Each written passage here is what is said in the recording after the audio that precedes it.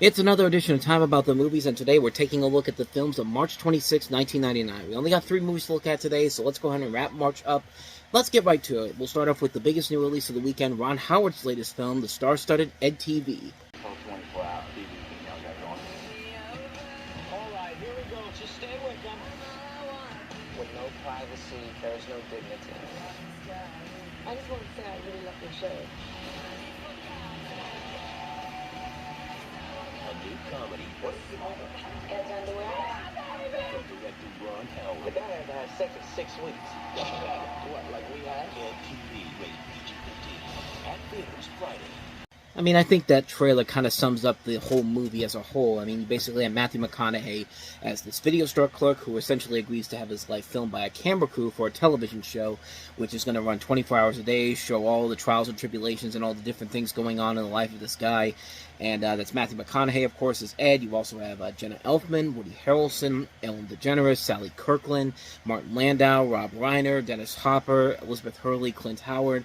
And you can definitely tell that this came out kind of at around a time where it was compared very much to The Truman Show, which it is very similar to The Truman Show, but at the same time, though, it was criticized because it was too similar to The Truman Show. But honestly, I actually really like this movie a lot. I think it is a very underrated film. And yes, it has similarities to The Truman Show, but really, this is an idea that has essentially evolved in the 25 years since this has come out. I mean, we now live in a world where people have this type of thing going on. I mean, we don't have a thing where it's one person 24 hours a day, but the film was clearly trying to tell us something way before then, and like way before we actually got to this point. I mean, we kind of essentially live in a world with 24-hour reality television, and it's a fun movie, man. I like Matthew McConaughey a lot in this film. I think Jenna Elfman's very good here. There's a lot of great performances from the rest of the cast as well.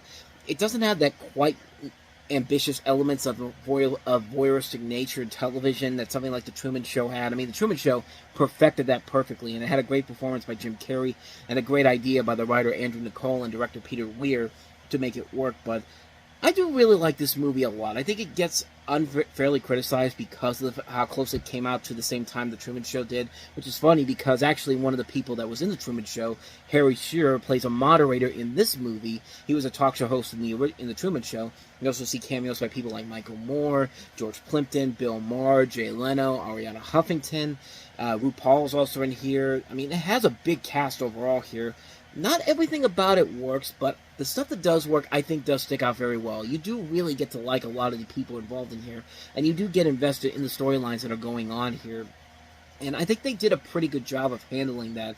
It definitely could have been a whole lot better. They could have done a little bit more to kind of distance itself from The Truman Show, but this is ambitious. It's very engaging. It is very funny at times. It definitely has the flaw of kind of being released around the same time as The Truman Show did. Truman Show is definitely the far superior film, but I think this one definitely deserves a lot more credit than it actually gets. I think it is a far more enjoyable film than I think a lot of people give it credit for. I think it is a very well-made film. I highly recommend checking it out. It's one of Ron Howard's most underrated films, in my opinion. It's definitely worth checking out as well. I should also mention that this is actually based off of a Quebec film, Louis XIX, King of the Airways, that actually came out 5 years prior to this, so even before The Truman Show, this was kind of ahead of The Truman Show. But like I said, Truman Show's a better film, but this one definitely deserves a lot more attention. Definitely check it out. You might actually find it pretty enjoyable. So that is EDtv. So let's go ahead and move on to the next movie we have here, and that is the new version of The Mod Squad. Pete Cochran goes undercover. I'm a police officer now, Dan. Officer Pete? Unarmed. Okay, wait. Unpredictable. Uncontrollable. Nice job. I was blending. Yeah, you just blended right out of the club. Mod Squad. Stand back! Where'd you get that from? Dude, it's my dad's. Rated R.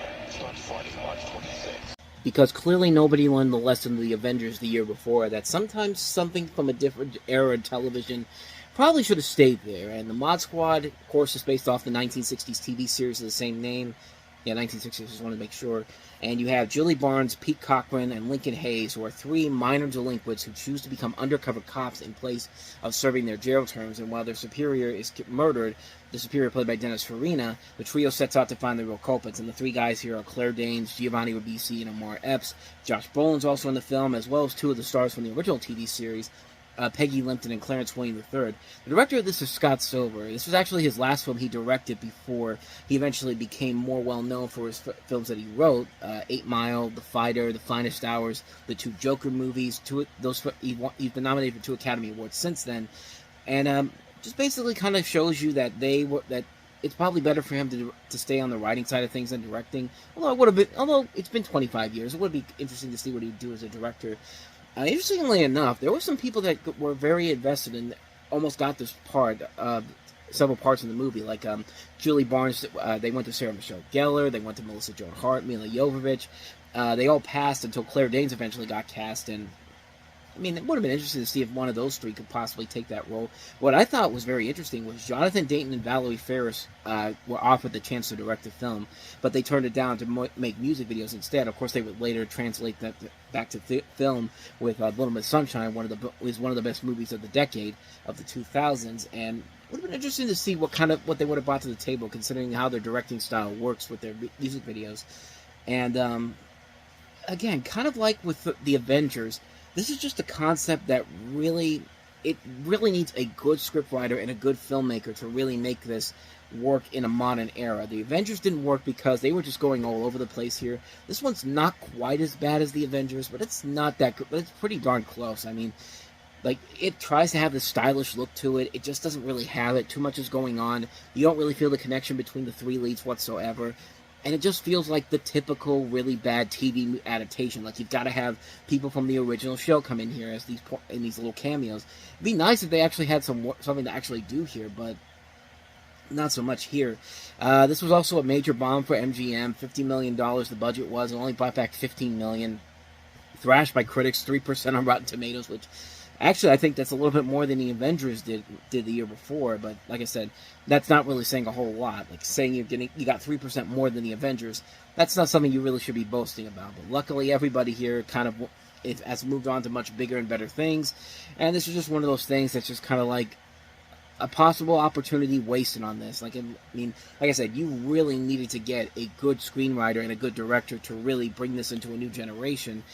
And this really was not it. So that is the Mod Squad. So let's go ahead and move on to the last movie, and probably the one we'll have the most conversations about, because this one has a very interesting production history. That is Disney's Doug's first movie. This spring, prepare yourself for the biggest adventure of Doug's life. It's Doug's first movie. Skeeter, we're gonna be famous! For as long as Doug and his pals can remember, the legend has been told of a monster living in Lucky Duck Lake. There's something bad behind me, isn't there? But when Doug's wildest dreams There is a monster which threatens our very way of life. Bless you. become reality, He's so nice. He's not scary at all. Fluffington will never be the same. Bad! No drinking out of the toilet! I am honored to welcome this new exchange student to our school. What did she say? Thanks! Run, Herman! Can Doug face his biggest adventure ever? What is it? Looks like clean underwear, sir. Will Doug finally get to tell Patty Mayonnaise how he really feels? Would you? Sure. Can Doug save the dance from the evil guys who are out to destroy the legendary monster of Lucky Duck Lake, thus ruining Doug's chances with Patty? We gotta stop him! All your questions will be answered in Doug's first movie. Oh, man!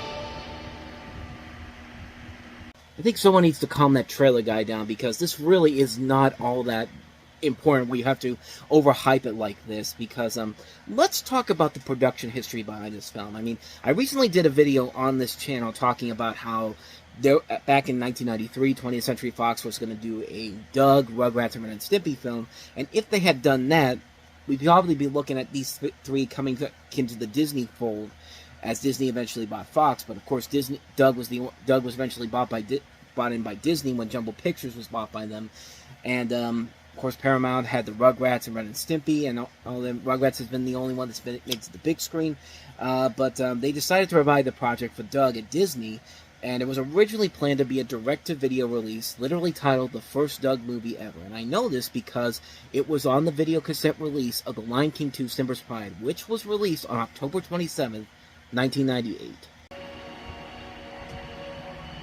It's never been seen before. But now, it's heading your way. There's something bad behind me, isn't there? Disney presents the first Doug movie ever. Wow! An all-new full-length movie coming only to video. It's going to be big, big, big, big. Join Doug Funny, Patty Mayonnaise, Roger Klotz, and Skeeter Valentine as all your favorite characters make their movie debut. Now you can finally discover the shocking truth about what lives in Lucky Duck Lake. Our people have located monster tracks coming toward town. And find out if Patty will finally fall for Doug. Can we meet, later? All the answers are revealed. Only in this all-new movie event. Freeze! What the? Disney presents the first Doug movie ever. Premiering only on video, March 1999. So what do you think happened when the Rugrats movie opened on November 20th, just 3 weeks later, and went on to become one of the first non-Disney animated film to gross $100 million? What do you think happened then? That direct-to-video movie all of a sudden became a theatrical release, which honestly is one of the major problems with the film right away. I mean, this was a movie that was originally supposed to go direct-to-video. It literally had a trailer on the video release of The Lion King 2 in October of 98, late in October 98, and then just 3 weeks later, Rugrats movie's a big hit. Disney realizes, oh shit, we gotta put this on the big screen, even though this clearly does not look like anything for the big screen. And, I mean, like I said before, a lot of the questions in the trailer for this are never answered in the movie, and if they are, you already know the answers, because most people my age at the time would have already figured out what the answers are going to be. Third, they do not do anything different in the movie to make it look like it was meant to be on the big screen. Not a thing. This literally looks like a direct-to-video movie blown up for the big screen. It's the definitive definition of a cash grab, because the Rugrats movie came out 3 weeks later, was a massive hit. Disney said, we got to put this in theaters, even though this thing looks nothing like a theatrical release. And that's how that happened. But also, the plot kind of goes against everything the show was about. I mean, that's really one of the reasons why I never liked Disney's Doug. I mean, when Nickelodeon did the original Doug, it was a great show. It was a great coming-of-age show. It didn't have to go for, like, these incredible, fantastical elements. And even when they did, it was in the mind of Doug as he was having these visions in his head, these daydreams. But here, you have a storyline where Doug and Skeeter have to protect the Lucky Duck Lake monster, which is a real creature in this world. So now the show that was meant to be more realistic and set in stone has now entered absurdity, where you throw in this monster that would never happen in real life.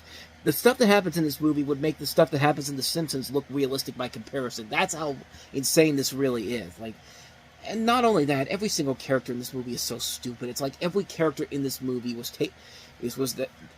their whole thing was that they were supposed to be taken seriously in the original show, have now just been reduced to just simple cardboard cutouts of their former selves, because some of the decisions they make in this are so stupid and so unrealistic, and they just have no personality to it. I'm sorry, Billy West had personality as Doug and Roger, and the people that play him now that play these two now, Tom McHugh and Chris Phillips, they just don't have it, man.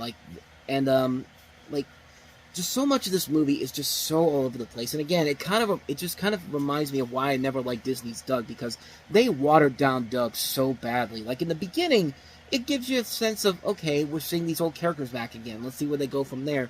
And then they just keep adding these newer elements. It gets Disney-fied. There's not really a whole lot that they don't really have that same feel that the Nickelodeon show did. And the fact that most of those episodes now nearly all the episodes on the Disney's Doug are half-hour long. Like, if you have 11-minute storylines, 22 minutes plus 8 minutes of commercials, like, that makes more sense, and every once in a while they'd have a double-length episode. It'd be once in a while, and it'd be something interesting to watch, but here, it's every episode that's a half hour long. The same is, it's like they kind of dumbed it down when they went over to Disney, and it just really didn't work as a show, and yet it ran for a good couple of years on there. And quite frankly, I can never understand why. Everybody I talked to who grew up with the original Doug on Nickelodeon and saw the one on Disney really could not understand why that lasted as long as it did. I mean, this movie, just like kind of like what Nickelodeon would do later on down the road with some of their movies, like Hey Arnold the movie and Rugrats Go Wild. This feels like a cash grab, but in this case, not a particularly good cash grab. It's a lame cash grab that just doesn't work. Like, I mean, if it had just stuck with the direct-to-video movie idea that they had there, it probably would have worked better.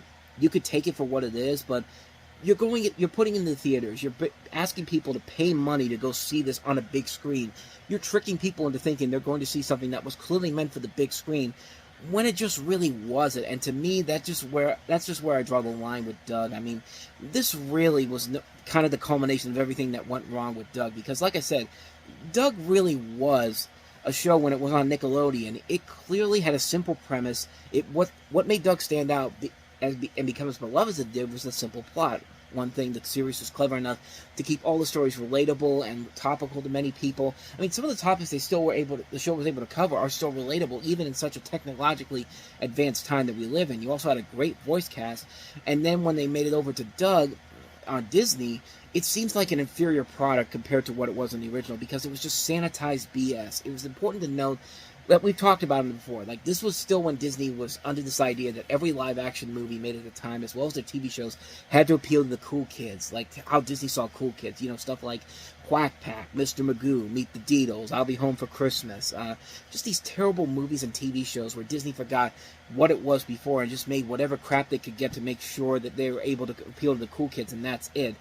And, like I said, it just didn't work as a whole. The stories got way too convoluted and all over the place. A lot of the stories went on for way too long. I mean, like I said, those 11-minute episodes on Nickelodeon seem like they should be... They were very contained. They were very much contained on their own merits as a whole. But with this, like what Disney did to it, they Disneyfied it to a point where it got so tedious and boring, and you couldn't stop caring about these characters whatsoever.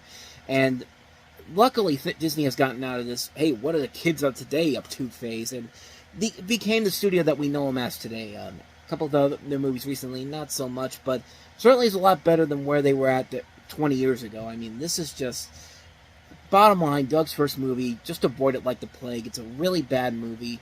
I know that if you really want to see Doug for what it was, just go watch the Nickelodeon show again. Would it have been great to see a Nickelodeon movie based off of Doug?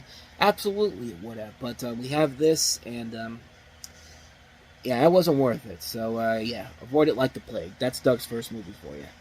You know, it's funny, I was just looking at next week's movies that we have to look at, and I saw the Out-of-Towners there, and I thought I covered that on an episode on this episode of Time About the Movies, but no, that was actually a post I did a couple weeks ago for More to Say on the website. So that's one of the movies we'll be covering, and we'll also look at 10 Things I Hate About You, and also the biggest, most influential movie of the year, you could probably say, Keanu Reeves and the Wachowski brothers, The Matrix. So we'll have those 3 movies to look at. Let me just check and see if we got anything else here worth talking about. It does not look like it. So next week we'll cover The Matrix, 10 Things I Hate About You, and the Out-of-Towners. So with that said, that's going to wrap up another edition of Time About the Movies. Thank you for watching, and if you want to see more videos like this, please hit the playlist on the next page, check out the previous episode, and also don't forget to hit the like and subscribe button if you want to see more videos like this on this channel. So with that said, I am off. I will see you guys next time, and until then, as always, take care.